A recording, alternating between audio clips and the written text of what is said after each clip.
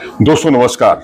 National sports governance bill और anti doping bill Lok Sabha में पारित हो गए हैं और अब इसे अमली जामा पहनाया जाना है और सारी फॉर्मेलिटीज पूरी हो गई हैं। और 1975 में इसे पहली बार रखा गया था, लेकिन राजनीतिक उठापटक की वजह से, राजनीतिक विरोधों के चलते या उदासीनता के चलते ये बिल पारित नहीं हो पाया। लेकिन ये बिल है बड़े काम का, बहुत क्रांतिकारी कदम इसके अंतर्गत उठाए जा रहे हैं। और वैसे तमाम खेल संगठन जो है, खेल संस्थाएं जो हैं या स्पोर्ट्स फेडरेशन जो है, इसे अपने कामकाज में एक अनुचित हस्तक्षेप भी मान रही हैं, जैसे कि मेरी उनसे बातचीत होती रहती है। लेकिन हकीकत यह है कि पारदर्शिता लाने में, उनकी जवाबदेही तय करने में ये जो बिल है बहुत ही मील का पत्थर साबित हो सकता है। इसकी बड़े जो प्रावधान है हम उस पर भी चर्चा करेंगे, लेकिन उससे पहले हम आपको बता दें कि नेशनल स्पोर्ट्स कोड का 2011 में गठन किया गया था, उसको बनाया गया था, लेकिन उससे मामले जो है और ज्यादा बढ़ गए और कोर्ट में इस तरह के मामलों की एक बाढ़ सी आ गई और उसमें ज्यादातर ऐसे ही मामले स्पोर्ट्स कोड से जुड़े हुए थे। लेकिन इसका जो सबसे महत्वपूर्ण पहलू है, दो पहलू सबसे महत्वपूर्ण है।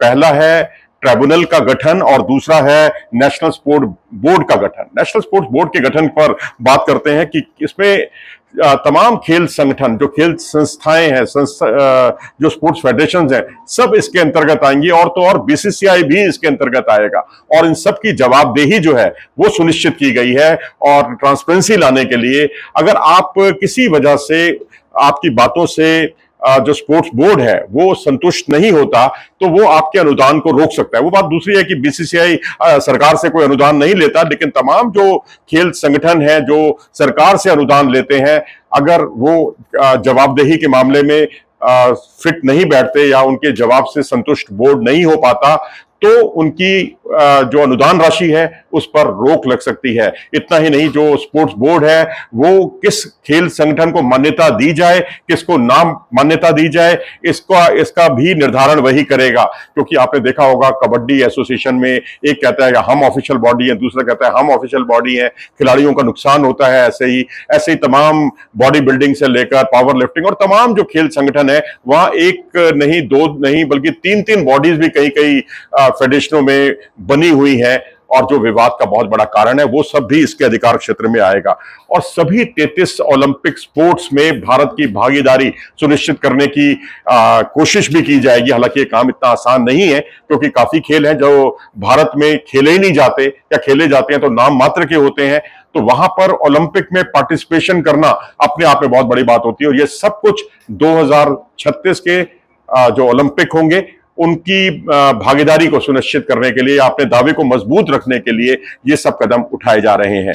और इतना ही नहीं, 12-13 साल के जो बच्चे हैं, 12-13 साल के जो खिलाड़ी हैं, स्कूल स्तर के, स्कूल में जो जाते हैं, उनमें पहचान की जाएगी और उस दिशा में खेलो इंडिया एक महत्वपूर्ण भूमिका निभा सकता है, जिसके प्रति अभी थोड़ी सी मैं कहूंगा पारदर्शिता की कमी है, या थोड़ा खिलाड़ी बहुत ज्यादा संतुष्ट नहीं है उनसे, उस पूरी प्रक्रिया से।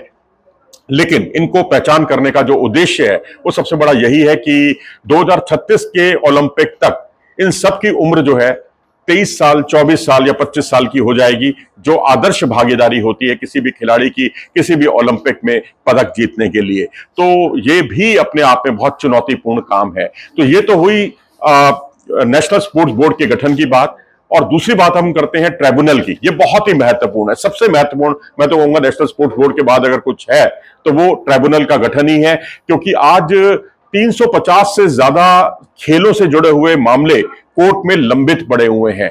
अब जब इतने सारे मामले जब कोर्ट में लंबित होंगे तो उससे स्थिति बहुत ज्यादा खराब होगी।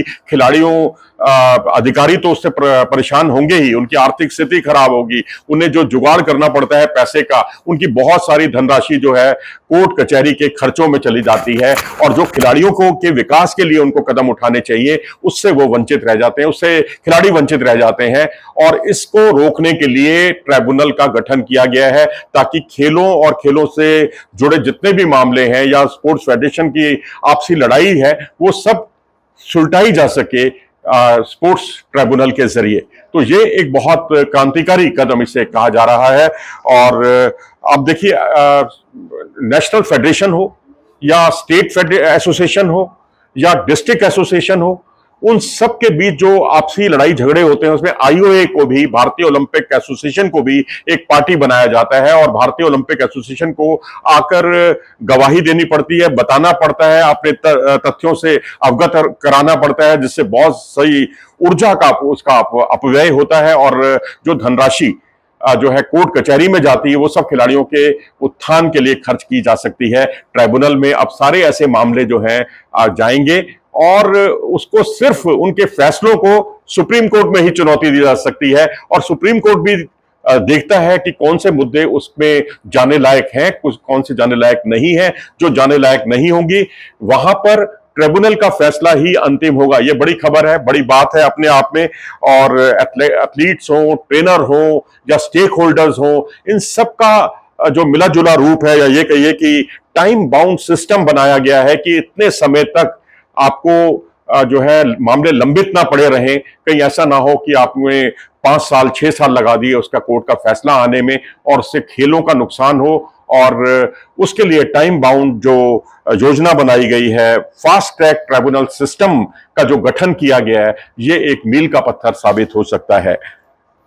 और कई बार तो ऐसा भी होता है ना कि स्टेक होल्डर्स जो हैं जब वो विवाद देखते हैं किसी एसोसिएशन में तो वो अपने हाथ खींच लेते हैं कि भाई हमारा इससे कोई लेना देना नहीं है, और उससे भी जो धनराशि मिलनी चाहिए एसोसिएशन को या फेडरेशन को, जिससे कि खिलाड़ियों पर जो खर्च की जा सकती है, खिलाड़ी और बेहतर इक्विपमेंट्स का इस्तेमाल कर सकते हैं, वो सारी चीजें जो है खटाई में पड़ जाती हैं और स्टेक होल्डर पीछे हट जाते हैं। ये एक बहुत बड़ा कारण था भारत के खेलों में उस तरह से महाशक्ति ना बन पाने का।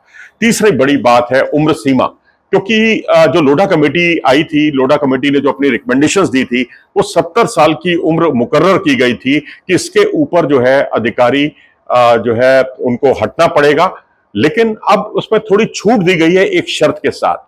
अब अधिकतम 75 साल की उम्र कर दी गई है आपको किसी फेडरेशन के अंदर कार्यभार संभालने वाले पदाधिकारी की, और उसके लिए शर्त यह है कि आपके संबंधित अंतर्राष्ट्रीय महासंघ क्या कहता है, वहां पर उम्र की सीमा क्या है। वहां अगर 75 साल की उम्र की सीमा है तो उसको 70 से बढ़ाकर 75 साल कर दिया गया। लेकिन अब इस मामले में देखिए, अब मैं क्रिकेट का उदाहरण देना चाहूंगा क्योंकि अब क्रिकेट भी उसके अंदर है, बीसीसीआई भी जो है इस नेशनल स्पोर्ट्स गवर्नेंस बिल के अंतर्गत आता है।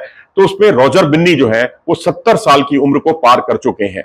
लेकिन इंटरनेशनल क्रिकेट काउंसिल यानी आईसीसी में उम्र का कोई प्रावधान ही नहीं है, यानी 70 से ऊपर का व्यक्ति भी उसमें क्रिकेट की गतिविधियों में शिरकत कर सकता है, क्योंकि 75 साल के 76 साल के काफी अधिकारीगण जो है हमने आईसीसी के अंतर्गत देखे हैं। तो ऐसी स्थिति में रॉजर बिन्नी एक टर्म और उनको बढ़ाने का मौका मिल पाएगा। ये बहुत कुछ बीसीसीआई पर निर्भर करेगा, बीसीसीआई इसको कितना मानता है। लेकिन इसमें जो लोढ़ा कमेटी जो एक तरह से बाधा बनी हुई थी कि 70 की उम्र मतलब एक डिमार्केशन लाइन है, इससे ऊपर किसी हालत में आप नहीं जा सकते। लेकिन अगर आपकी अंतर्राष्ट्रीय संस्था, उस खेल से संबंधित अंतर्राष्ट्रीय संस्था उसको अलाउ करती है तो फिर किसी को कोई परेशानी नहीं है, ना खेल मंत्रालय को और ना अगर बीसीसीआई चाहेगा तो वो भी उसको लागू कर सकता है। एथलेटिक कमीशन की बात कही गई, हालांकि ये कोई नई बात नहीं है। एथलेटिक जो कमीशन है वो तमाम खेल संघों में चल रहा है और कई जगह नहीं भी है तो उसको अनिवार्य रूप से उसको लागू करना होगा। इसमें जो पूर्व खिलाड़ी हैं, पूर्व अंतर्राष्ट्रीय खिलाड़ी हैं, उनको इसमें शामिल करने की एक कंडीशन रखी गई है कि वो इसमें शामिल होंगे और तमाम जो खिलाड़ियों से जुड़े हुए मसले हैं, जैसे एज फ्रॉड का मामला है या तमाम ये सारे मामलों पर अपनी अंतिम फैसला देंगे। और ये आजादी के बाद के सबसे बड़े सुधारों में इसे माना जा रहा है। जैसा कि मनसुख मांडविया खेल मंत्री हैं, उन्होंने अपनी ये मंशा से अवगत कराया लोकसभा में। और बीसीसीआई का जहां तक सवाल है, बीसीसीआई इसके अंडर जरूर आ गया है, लेकिन नेशनल स्पोर्ट्स बोर्ड के प्रति उसकी भी जवाबदेही रहेगी। और क्योंकि लेकिन आरटीआई जो है उस पर लागू नहीं होगी, यानी सूचना का जो अधिकार है और जिसका आपको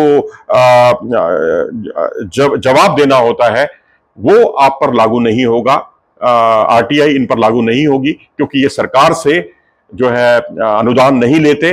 वो बात अलग है कि ये लोग कई बार सस्ती जमीन जो है स्टेडियम के निर्माण के लिए सरकार से लेते हैं, सरकार से दरख्वास्त करते हैं। इतना ही नहीं, सस्ती जमीन के अलावा कर से, टैक्स से छूट भी पाने के लिए प्रयासरत रहते हैं। जैसे कि 2016 का T20 वर्ल्ड कप जो भारत में हुआ था, उसका कर में छूट का जो मामला है वो लंबे समय तक विवाद का विषय बना रहा। आईसीसी और बीसीसीआई के बीच में तल्खियां भी बढ़ गई थी। शशांक मनोहर ने भी उसका, फिर जब आईसीसी में जब वो पहुंचे थे तो उन्होंने भी उसका समर्थन किया था कि वो आईसीसी को वो फंड रिलीज होना चाहिए, वो पैसा मिलना चाहिए। लेकिन ये सब विवाद के विषय थे जी।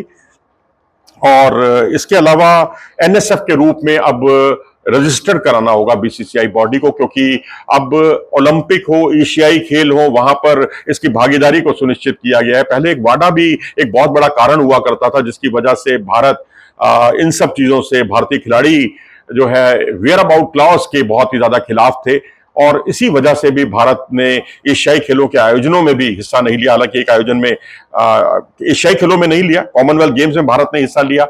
और अब ओलंपिक में, क्योंकि 2028 के ओलंपिक जो है लॉस एंजलिस में होंगे, वहां क्रिकेट को शामिल किया गया है। अब इसे जोड़ तोड़ शुरू हो गई है इंटरनेशनल लेवल पर। पाकिस्तान जुटा हुआ है कि उसको उसकी सदस्यता या उसको भी एक टीम के तौर पर उसमें शामिल किया जाए, लेकिन वो कॉन्टिनेंट्स को महत्व देता है। और कॉन्टिनेंट्स में अगर देखें तो उसमें न्यूजीलैंड बुरी तरह प्रभावित होता है, क्योंकि ऑस्ट्रेलिया और न्यूजीलैंड, उनके कॉन्टिनेंट में यही दो अच्छी टीमें हैं ओशियाना में, और वहां पर ऑस्ट्रेलिया क्वालिफाई कर गया है, साउथ अफ्रीका क्वालिफाई। हालांकि कोई डिमार्केशन अभी तक इस बारे में सुनिश्चित तौर पर कुछ व्यक्त नहीं किया गया है, लेकिन बहुत संभव है कि उसमें Australia, England, south Africa, Bharat इनकी और अमेरिका इनकी भागीदारी तय है। और एक छठी टीम जो है वो बहुत संभव है कि एक क्वालिफाई करके आए, और उसमें तमाम टीमें, उसमें पाकिस्तान भी हो सकती है, न्यूजीलैंड भी हो सकती है। क्या कोई एक कट ऑफ डेट रखी जाएगी, वो एक अलग मुद्दा है, उस पर हम कभी बाद में बातचीत करेंगे। लेकिन साथ ही चलते चलते हम national anti doping agency, national anti doping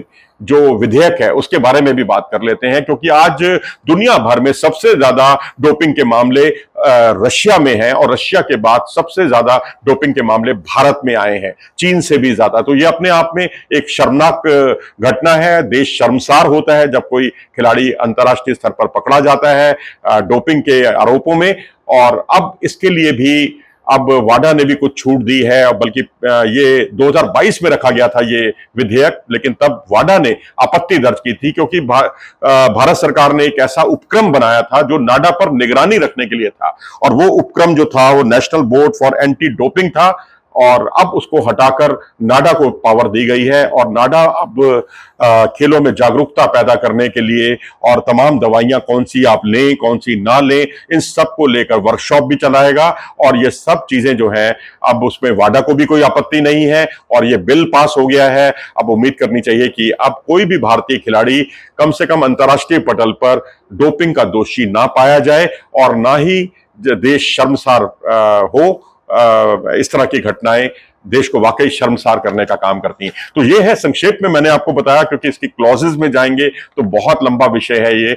लेकिन हमने जैसा कि नेशनल स्पोर्ट्स गवर्नेंस बिल और एंटी डोपिंग बिल के बारे में आपको जानकारी दी कि पारदर्शिता लाने, जवाबदेही जो है खेल संघों की सुनिश्चित करने, और ये सारी चीजों के लिए बहुत ही मील का पत्थर साबित हो सकता है ये बिल। उम्मीद है आपने इन सब चीजों का लुत्फ उठाया होगा, और आपका कंसेप्ट भी पूरी तरह से क्लियर हो गया होगा। फिलहाल इस पेशकश में इतना ही। नमस्कार।